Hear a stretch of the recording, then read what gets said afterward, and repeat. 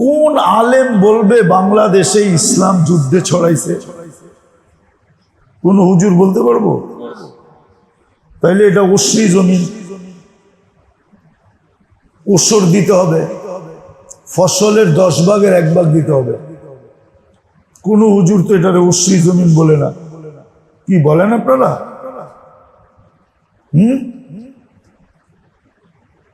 এরকম আমি আরো অনেক দেশ দেখাইতে পারবো। বাংলাদেশে তো ইসলাম আসছে সাহাবাদের চেহারা দেখা। আবু ওয়াক্কাস, ওহাব ইবনে মালিক, কাসিম ইবনে হুযায়ফা, উরওয়া ইবনে সাসা, এই 4 সাহাবী যখন বাংলাদেশে পড়ছে, এদের রং আর ঘ্রাণ দেখা বাঙালিরা দলে দলে মুসলমান হয়েছে। যদিও আপনি বলেন আউলিয়ারা এই দেশে ইসলাম আনছে, মানি আমি, আউলিয়ারা আসছেন, ওনারা গ্রান পাইয়ে আসছে। কি পায়া? কি সাহাবাদের গ্রান পাইয়া ওনারা এখানে আসছে, যে এই জমিনে সাহাবাদের গ্রান আছে, চল যাই নিজেদের গায়েও একটু লাগাই, তারপরে ওনারা এখানে আসছে। 12 আউলিয়া বলেন, যেই বলেন, ওনাদেরকে তো কবর থেকে উঠাই না, আমার কথাটা সত্যায়িত করতে পারবো না, কিন্তু কিতাব ঘাটলে আমার কথাটা সত্যায়িত হবে যে ওনারা সাহাবাদের গ্রান পাইয়া এখানে আসছেন। কেননা সাহাবাদের পরে আবার একটু এলোমেলো হয়ে গেছে, তখন আল্লাহ আল্লাহওয়ালাদেরকে পাঠাইছেন, যে জমিন তো চাষ করছে সাহাবারা, গাছ লাগাইছে সাহাবারা, ফুলাইছে ফলাইছে সাহাবারা, এখন কিন্তু আগাছা অনেক তৈরি হয়ে গেছে, আর আমার লাডলারা তো নাই, জিয়ালেরা তো নাই। জিয়ালে বোঝেন? সাহাবা কিন্তু আল্লাহ লাডলা, জিয়ালে বলে এদেরকে, এরা তো নাই। তোমরা যাই আবার একটু ঠিক করে দিয়ে আসো। তখন আল্লাহওয়ালারা আসছে এই দেশকে ঠিক করার জন্য, কিন্তু ইসলাম কিন্তু এই দেশে আসছে অনেক আগে। তারিখে পাওয়া যায় আল্লাহ রসুল হিজরত করেন না, তখন বাংলাদেশে ইসলাম আসছে। আপনি একটা কথা চিন্তা করেন, দারুল উলুম দেওবন্দের বয়স কত? 150-200 বছর। হ্যাঁ, হয় নাই? সৎসালা তো কয়েকদিন আগে গেল, ঠিক না? কিন্তু বাংলাদেশে তো হাদিসের 10 ছিল আজ থেকে 800 বছর আগে। 1268 সন থেকে বাংলাদেশে সোনারগাঁয় আবু তায়ামা রহমতুল্লাহ আলাই বুখারীর দর্শ দিতেন। ওইখানে বসা বুখারী, সমস্ত মাদ্রাসা শুরু হয় মক্তব থেকে। আবু তায়ামা রহমতুল্লাহ আলাইহির মাদ্রাসা শুরু হয়েছে বুখারী শরীফ থেকে। বুখারী শরীফ থেকে ওনার মাদ্রাসা শুরু 800 বছর আগে, 1268 সন, আর এখন 2024 সন, লগভগ 800 বছর। আপনি চিন্তা করতে পারেন যে কত আগে আমাদের দেশে হাদিসের দর্শ হয়েছে। যদি পরিবেশ না থাকতো তাহলে হাদিসের দর্শ হলো কি করে? বলেন, কি করে হলো? তাও বুখারীর দর্শ। আবু তায়ামা রহমতুল্লাহ আলাইহির মতো মানুষ, কেননা উনিও গ্রান পায়া ছুটে চলে আসছেন, যেখানে সাহাবিয়াতের গ্রান আছে। কি এই জমিন প্রথম যারা চাষ করছে তারা কারা? সাহাবায়ে কেরাম। ওই গ্রামে ওনারা ছুটে চলে আসছেন।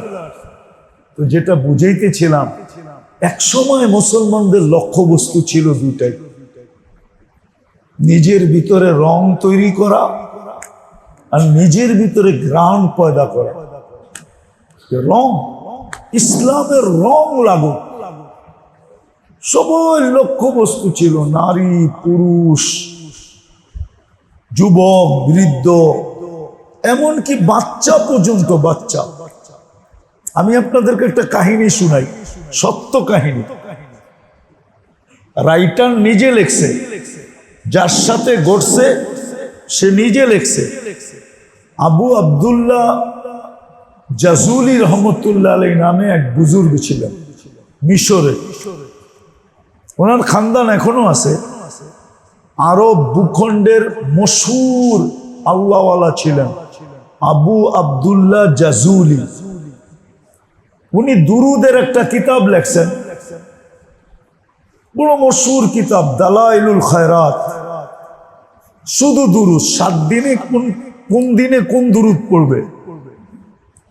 আর এটা সবাই পড়তেও পারে না, এটার জন্য এজাজত লাগে। নাইলে আবার খবর আছে আপনি গরম হয়ে যাবেন। তো এটার জন্য এজাজত লাগে। দালাইলুল খায়রাত ওলামারা জানে, কিন্তু ইয়াংরা নাও জানতে পারে। বুইরারা জানে, বুইরারা,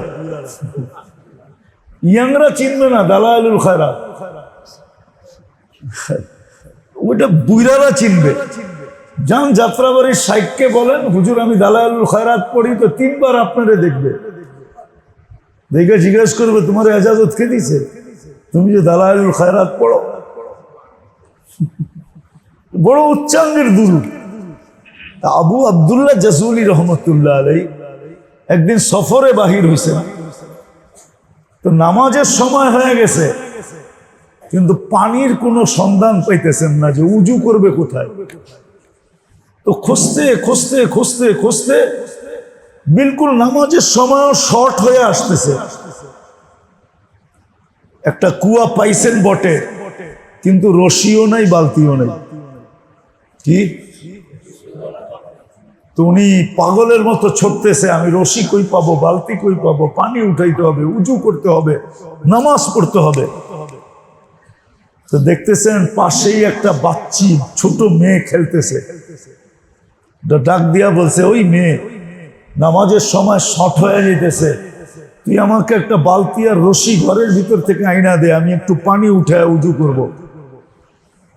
তো মেয়ে জিজ্ঞাসা করতেছে, তোমার নাম কি? আমার নাম আবু আবদুল্লাহ জাজুলি। শুনতে দেরি, মেয়ে হাসা কুটা কুটা হইতে দেরি হয় না। আবু আবদুল্লাহ জাজুলি রহমতুল্লাহ আলাইহি বলে, তুই হাসিস কেন?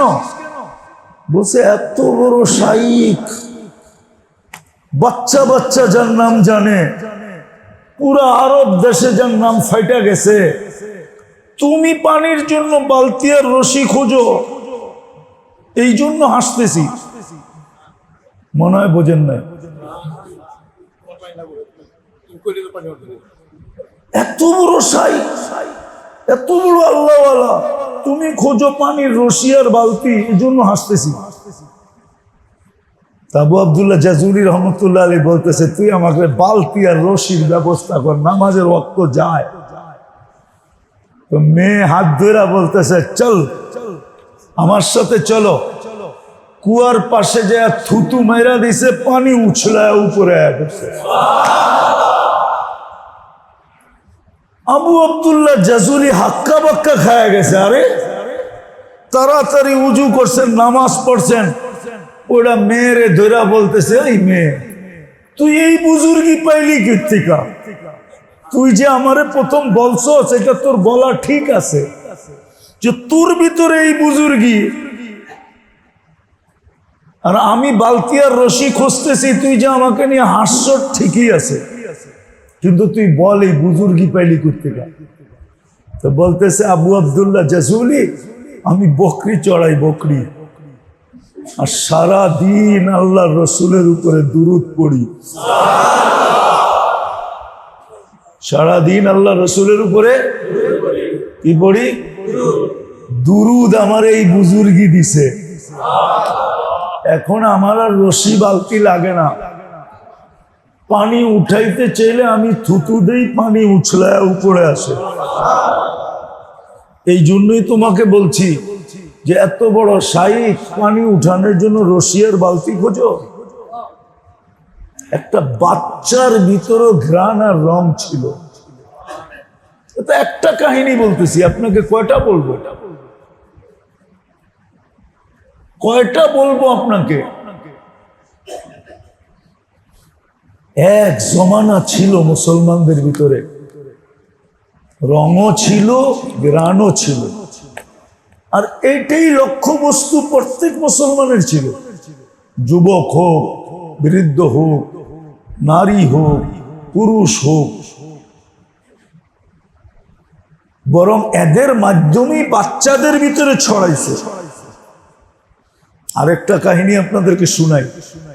বেলাল রাদিয়াল্লাহু তাআলা আনহু যখন স্বপ্নে দেখার পরে মদিনা মুনাওয়ারায় আসছেন, আল্লাহ রসুল যখন স্বপ্নে বলছে, বেলাল মদিনা কেন ছেড়ে দিলা, সিরিয়ার রাজধানী দামেস্কে কেন চলে গেলা, আমাদের সাক্ষাতে কেন আসো না? ফাজাইলের কিতাবে আছে। তো উনি যখন আসছে তো সবাই আজানের জন্য বলছে, কিন্তু উনি কারো কথায় রাজি হন না, কেন আমার পক্ষে আজান দেওয়া সম্ভব নয়। কেন আজান তো যখন দিতাম তখন আল্লাহ রসুল সামনে থাকতেন, রাসূলুল্লাহ সাল্লাল্লাহু আলাইহি ওয়াসাল্লাম সামনে থাকতেন, আর আমি দেখা দেখা বলতাম আশহাদু আন্না মুহাম্মাদার রাসূলুল্লাহ। এখন কি দেখা বলবো? আজান দিতে পারবো না। তো মদিনাবাসী ভাবছে আমরা বললে কাজ হবে না, দেখি হাসান হোসাইন বললে হয় কিনা। তো সবাই হাসান হোসাইন রাদিয়াল্লাহু তাআলা আনহুর কাছে গেছেন, যে বলছেন আপনারা দুইজন বললে মনে হয় বেলাল রাজি হবে। তো দুইজন আয়েশা বলতেছে, চাচা বেলাল। তো বলছে কি হয়েছে? বলছে একটা আজান শোনায় দাও না, এক ওয়াক্তের আজান দাও। তো বলছে সবাইরে ফেরত দিছি, তোমাদের দুইজনকে ফেরত দিতে পারবো না। কেন তোমাদের ফেরত দেওয়া মানে রাসূলুল্লাহকেই ফেরত দেওয়া। কেন আমার চেয়ে বেশি তো কেউ জানে না তোমাদেরকে রাসূলুল্লাহ সাল্লাল্লাহু আলাইহি ওয়াসাল্লাম কত ভালোবাসতেন, কেমন কলিজার টুকরা তোমরা ছিলা। তো যখন আজান দিতেছিলেন তো পুরো মদিনা মুনাওয়ারা কান্নার রোল চলতেছিল। নারী কাঁদতে ছিল, পুরুষ কাঁদতে ছিল, যুবক কাঁদতে ছিল, বৃদ্ধ কাঁদতে ছিল। ওই অতীত জমানার কথা মনে উঠছে, আল্লাহ রসুলের জমানার। তো বাচ্চা মার কোলের ভিতরে বসে আছে, মার কান্না দেখা জিজ্ঞাসা করতেছে, মা ও মা কাঁদিস কেন? তো বলছে ওই যে বেলাল চলে আসছে, আজানের ধ্বনি আসতেছে। আল্লাহ রসুলের জমানায় যখন বেলাল আজান দিত, ওই দৃশ্য আমাদের চোখের সামনে ভাসতেছে, ওই দৃশ্যের কারণে কাঁদতেছি। ছেলে বলতেছে, মা বেলাল তো আসলো, আজান তো হইলো, তোমাদের দিল ঠান্ডা তো হইলো, কিন্তু আমাকে বলো আমাদের রসুল কবে আসবে আর আমরা রসুলকে কবে দেখব? আমরা বাচ্চারা রসুলকে কবে দেখব? রাসূলুল্লাহ সাল্লাল্লাহু আলাইহি ওয়াসাল্লামকে আমরা কবে দেখব? তো যখন মুসলমানের এক শ্রেণীর ভিতরে প্রত্যেক যুবক যুবতী, নারী পুরুষ, এদের ভিতরে যখন যে দুটা বলতেছিলাম যে যেটা একমাত্র উদ্দেশ্য ছিল রং আর ঘ্রাণ, ইসলামের রং, ইসলামের ঘ্রাণ, এটাই প্রত্যেক মুসলমানের লক্ষ্যবস্তু ছিল।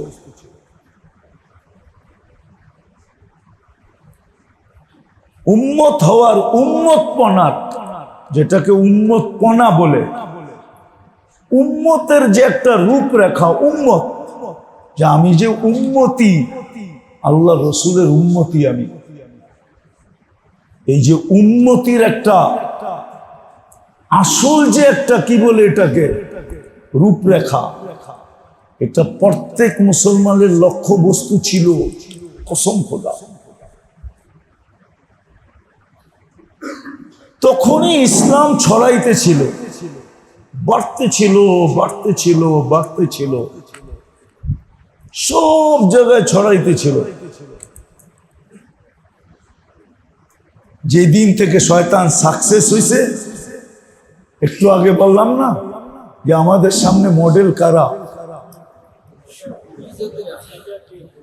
কারা মডেল আমাদের সামনে, পশ্চিমারা আমাদের সামনে মডেল, উন্নত বিশ্বওয়ালারা আমাদের সামনে মডেল। এদেরকে আমরা মডেল বানাইছি। আমাদের যুবক, আমাদের যুবতী, আমাদের নারী, আমাদের পুরুষ, আমাদের শিক্ষিত, আমাদের অশিক্ষিত, ডালাও পাবে 99% মুসলমান। ওর মডেল হলো বিজাতি। ওদের মতো বাড়ি চায়, ওদের মতো ঘর চায়, ওদের মতো কাপড় চায়, ওদের মতো চোপড় চায়, ওদের মতো খাওয়া চায়, ওদের মতো লওয়া চায়, ওদের মতো উঠা চায়, ওদের মতো বসা চায়, ওদের মতো চলা চায়, ওদের মতো ফিরা চায়। মুহ মে ইট, বগল মে ইট, মুহ মে শেখফরি। আমাদের তো লজ্জা আসা উচিত যে আমরা কি করে নবীর শাফাত চাই, কি করে চাই নবীর শাফাত, কি করে চাই আল্লাহর নসরতের মদদ। ইব্রাহিম ইবনে আদম রহমতুল্লাহ আলাইকে জিজ্ঞাসা করছিল, ইব্রাহিম চোখের পানি দিয়ে তো দোয়া করি, হাত উঠাইতে দেরি, পানি প্রবাহিত হইতে দেরি হয় না, ঝরতে দেরি হয় না, কিন্তু ইব্রাহিম দোয়া কবুল হয় না কেন? অনেকগুলা কথা বলছেন, এটার ভিতরে একটা এটাও বলছেন যে মুহাম্মদুর রাসূলুল্লাহ সাল্লাল্লাহু আলাইহি ওয়াসাল্লামের সাথে বাগাওয়াতি, গাদ্দারি, আর তুমি চাও তোমার দোয়া মাথার উপরে উঠো। আর এটা তো চোখের পানি, চোখের পানি যদি আটলান্টিকের মতো প্রবাহিত হয় তারপরও দোয়া মাথার উপরে উঠবে না। এ তো কয়েক ফোঁটা পড়ে। তোমার চোখ যদি আটলান্টিকের মতো প্রবাহিত হয় তারপরও দোয়া মাথার উপরে উঠবে না, কারণ তুমি গাদ্দারি করতেছো মুহাম্মদুর রাসূলুল্লাহ সাল্লাল্লাহু আলাইহি ওয়াসাল্লামের সাথে। ওনার সাথে গাদ্দারি আর চাও দোয়া কবুল হোক। এক সময় মেরে দোস্ত, খোদার কসম, আমার কথা মানে না, কাজে দিবে, নাহলে কাজে দিবে না, কবরে চলে যাব। পিছে যারা রেখা যাব ওরা আমাদেরটাই লুটা পুটা খাবে, আপনি যা রেখা যাবেন ওটাই খাবে।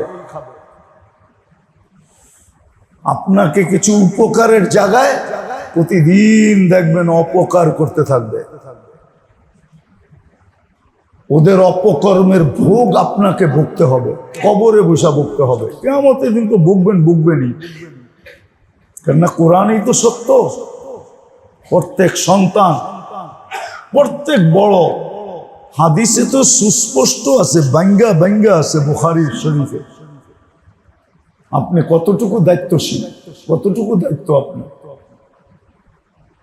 প্রত্যেক অভিভাবককে তার নিচের লোকেরা এই কথা বলবে, রব্বানা ইন্নানা আতানা সাদাতানা ওয়া কুবারানা ফাআযাল্লানা সাবিলা রব্বানা আতিহিম দি'ফাইন মিনাল আযাবি ওয়ালআনহুম লানান কাবীরা। সন্তান মা বাবাকে লাথি মাইরা তারপরে দুজকে যাবে, আগে ফালাবে, নিজের চোখে দেখবে, মনটা শান্ত একটু হবে, তারপরে নিজে দুজকে জাপ দিবে। এক মহিলা 4 জনকে জাহান্নামে নিয়ে যাবে, 4 জনকে, বাবা মা স্বামী বড় ভাই, 4 জনকে নিয়ে যাবে। কেননা পুরস্কারও তো এরকম, পুরস্কারটাও তো এরকম।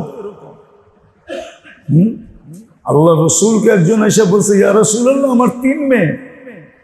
বলছে যদি সঠিক শিক্ষা দিতে পারো আর সঠিক পাত্রে দিতে পারো, দিনদার বানাইতে পারো আর দিনদারের কাছে উঠাইয়া দিতে পারো, তাহলে তোমার জন্য জান্নাত লিখে দিবে। আরেকজন পাশের থেকে বলছে, ইয়া রাসূলুল্লাহ আমার তো 2টা, তোমার জন্য। আরেকজন পাশের থেকে বলছে, ইয়া রাসূলুল্লাহ আমার তো 1টা, তোমার জন্য। আরেকজন বলছে আমার তো 1টাও নাই মেয়ে।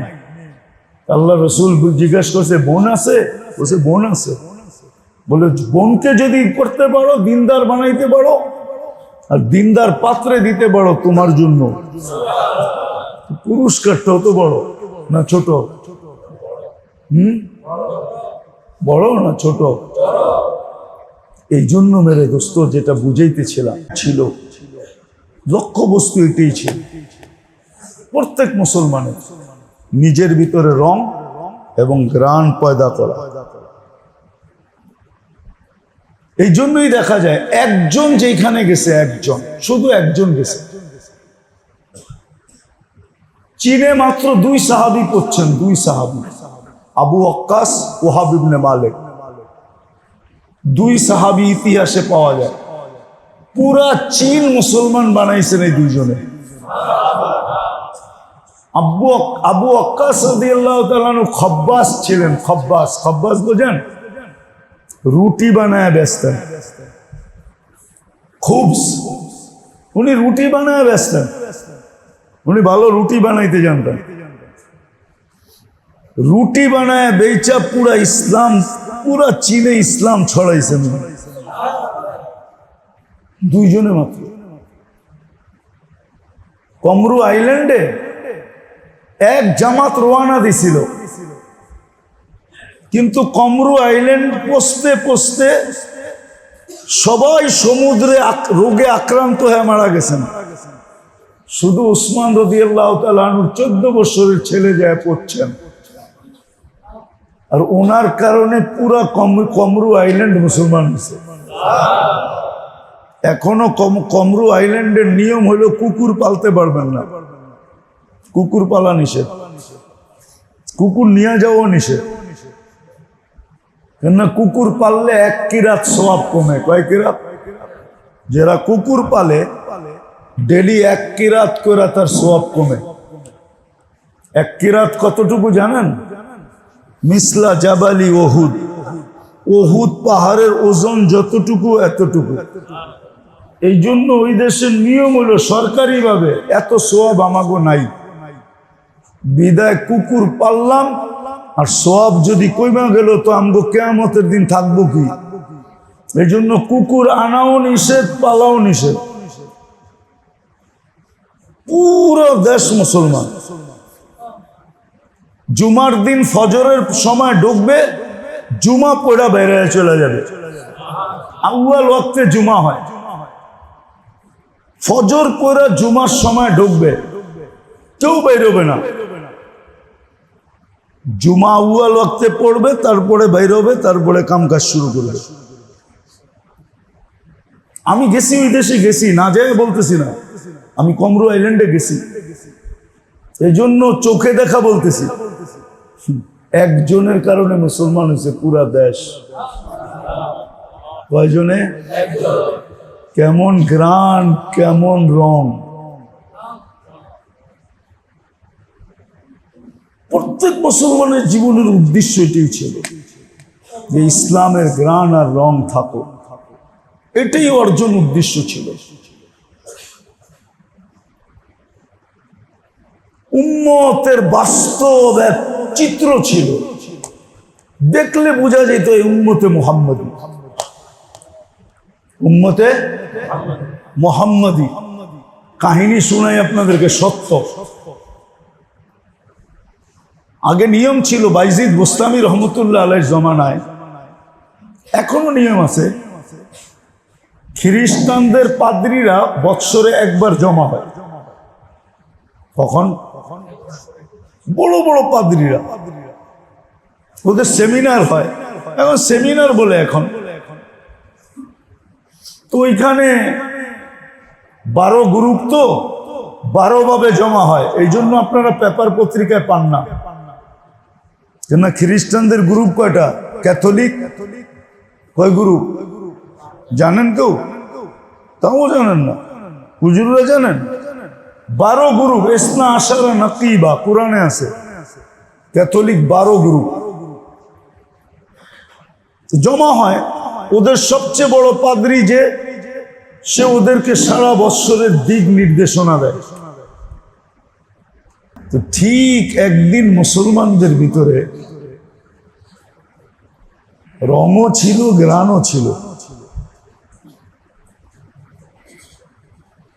শুধু এটা বললে চলবে না, আমি কারো বিরোধিতা করতেছি না। কেউ কেউ বলে মুসলমান যে সারা দুনিয়া ছড়ায় গেছিলেন, এটা কোনো অন্য শক্তিতে না, অন্য কোনো একক শক্তিতে মুসলমান সারা দুনিয়া ছড়ায় না। ইতিহাস আমরা পড়ি না তো। এক সময় কিন্তু দুনো কোরিয়া মুসলমানদের ছিল। হালাকু খান এইখান থেকে দুইবার জাপান স্বাধীন করার জন্য চেষ্টা করছিলেন, কিন্তু পারেন নাই শক্তির কারণে না, সামুদ্রিক দুর্যোগের কারণে উনি পৌঁছতে পারেন। তাহলে আপনি দেখেন কোথায় মক্কা মদিনা, কোথায় কোরিয়া। রাশিয়া ঘুরা যায় তারপরে কোরিয়া যেতে হয়। কোরিয়া কিন্তু রাশিয়ার সাথে যুক্ত, উত্তর কোরিয়ার বর্ডার রাশিয়ার সাথে।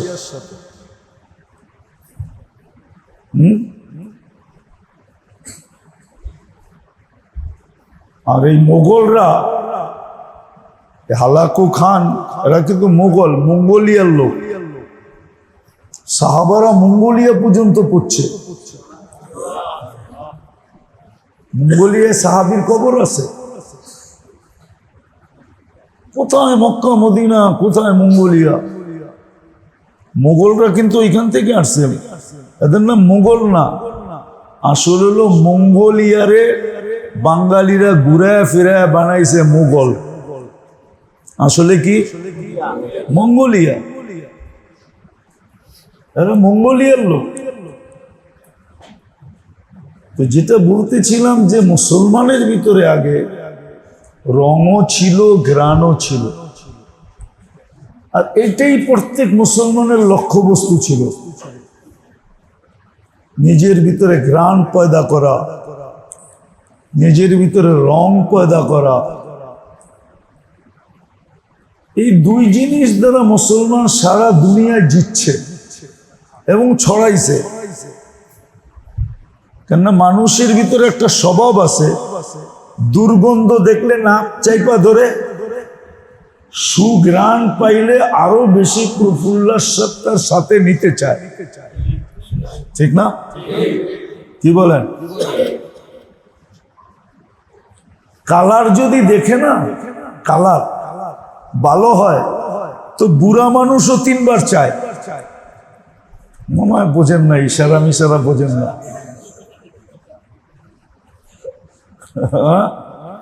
কেন এটা মানুষের স্বভাবের ভিতরে, মানুষ কালার পছন্দ করে, গ্রাম তো করেই করে। আগে মুসলমানের লক্ষ্যবস্তু ছিল দুটা, নিজের ভিতরে ঘ্রাণ পয়দা করা, কালার পয়দা করা, এটাই ছিল লক্ষ্যবস্তু, আর কোনো লক্ষ্যবস্তু ছিল না। আর এই দুটা দিয়েই ওনারা জিতছেন, এই দুটা দিয়ে ওনারা হয়তো কিছু লোকের মন জিততে পারে নাই, কিন্তু জনগণের মন জিতা গেছে। হয়তো ওই যুগের রাজা বাদশাদের মন জিততে পারে নাই, কেন ওরা জানে এদের হাতে দিয়া দিলে আমরা তো জিরু, কিন্তু জনগণের মন কিন্তু জিতা ফেলছে।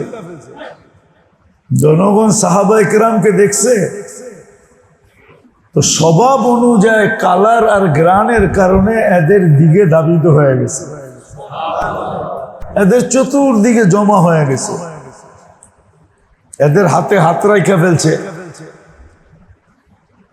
আগে লক্ষ্যবস্তু দুটা ছিল প্রত্যেক মুসলমানের, যে নিজের ভিতরে রং আর গ্রাণ পয়দা করা। আজকে যেরকম মুসলমানের লক্ষ্যবস্তু হয়েছে, মুসলমানের সামনে হলো মডেল হলো বিজাতিরা। রাগ হয় না কিন্তু, আমাদের সবার সামনে মডেল কি? ইউরোপ, ঠিক না? আমাদের সামনে মডেল কি? আমেরিকা। আমাদের সামনে মডেল কি? কানাডা। আমাদের সামনে মডেল কি? উন্নত অস্ট্রেলিয়া। আমাদের সামনে মডেল কি? উন্নত দুনিয়া। আর উন্নত দুনিয়া সবগুলা কি? বিজাতি। আমরা এদেরকে মডেল বানাইছি। এখনো যে টিকা আছি, শুকরিয়া আদায় করেন। এটা বন্ধুর সাথে যদি ডিরেক্ট সিগনেচার না হইতো তাহলে অনেক আগে শেষ হয়ে যেতাম। মুহাম্মদুর রাসূলুল্লাহ সাল্লাল্লাহু আলাইহি ওয়াসাল্লামের সাথে ডিড হয়েছে, আল্লাহর ডিড, অঙ্গীকারে আবদ্ধ হয়েছেন যে আপনার উম্মতকে আমি সমূলে অন্য অন্য উম্মতের মতো ধ্বংস করব না, না, না, না। অঙ্গীকার হয়েছে। ভালো মতে শুনেন, কিন্তু ধ্যান দিয়া কাজে দিবে।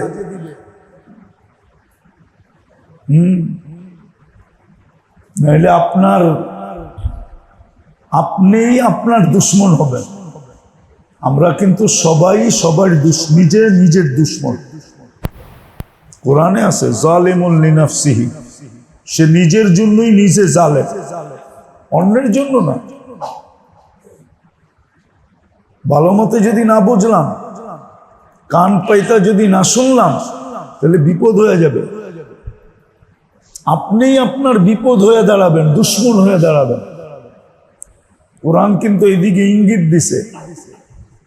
যতই বলো চক্ষু তোমার, কান তোমার, হাত তোমার, মুখ তোমার, সব তোমার ইচ্ছায়, তোমার কন্ট্রোলাধীন, তোমার কন্ট্রোলে, কিন্তু আসতেছে দিন সবগুলা তোমার বিরুদ্ধে দাঁড়াবে। তখন তুমি একা হয়ে যাবে, আর তুমি চিৎকার দিয়া বলবে, হায় তোমরা আমার বিরুদ্ধে গেলে তো গেলে কেন? তখন এগুলো আমাকে জবাব দিবে, আপনাকে জবাব দিবে, আনতাকানি আল্লাহু আনতাকা কুল্লা শাই। আল্লাহ আমাদেরকে বলতে বাধ্য করছে, বিধায় আমরা বলতে বাধ্য। ওই দিন আমার আফসোস হবে। তো যেটা বুঝাইতেছিলাম, একটা সময় ছিল প্রত্যেক মুসলমান উম্মতে মুহাম্মদীর লক্ষ্যবস্তু দুটা ছিল। নিজের ভিতরে ঘ্রাণ পয়দা করা, আর নিজের ভিতরে কি রং পয়দা করা। একটা হলো ঘ্রাণ, আর একটা হলো কি রং। সারা দুনিয়ায় মুসলমান জিতছেন এই দুটা দিয়া। আসল জিনিস এই দুটা ছিল।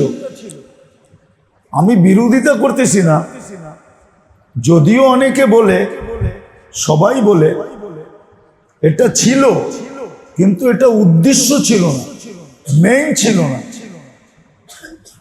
মেইন ছিল না, অপারেশন মেইন ছিল না, তরবারি মেইন ছিল না, যুদ্ধটা মেইন ছিল না।